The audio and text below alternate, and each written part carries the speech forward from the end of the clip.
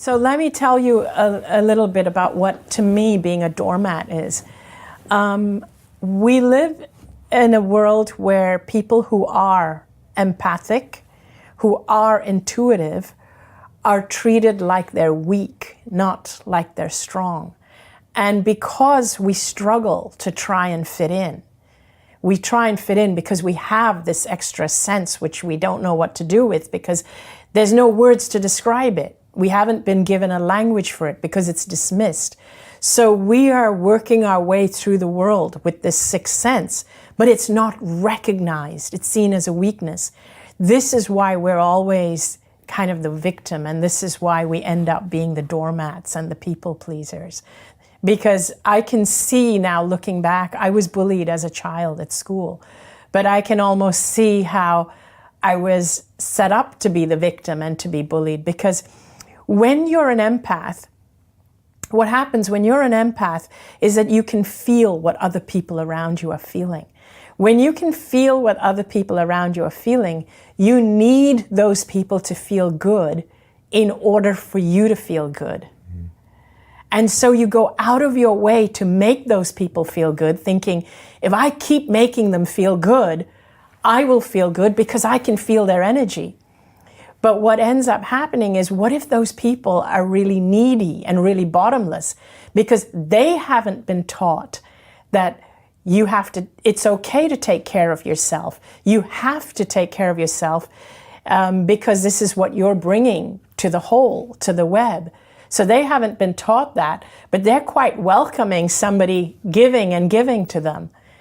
And what happens is the empath is always the one that's giving and giving because we need the people around us to feel good. Does that kind of make sense? And that's what makes empaths more prone to becoming doormats and people pleasers. Okay. And money comes into play as well, right? Because people kind of have that weird relationship with money, and that can also take them down. Money has, it's a really, people do have a weird relationship with money, and it seems to be, money seems to be like such a sensitive topic. It sets people off. But we need to see money for what it is. One of the problems is that money has been given too much of a priority. In other words, we use money to measure everything. So imagine if we changed our parameters. We measure success with money. We measure, like money is prioritized over and above our health because people sacrifice their health for money. But imagine if we change that. Imagine if we go back to being able to see our energy. Imagine if we had devices that could measure our energy. Imagine if energy, the amount of energy we have, was actually a more important commodity than money. And imagine if the measure of our success was how much energy we had. Because when you have the energy, the money will come. But what we do is we pursue money and we deplete our energy in the pursuit of money. And then we spend the money to get our health back. Yeah.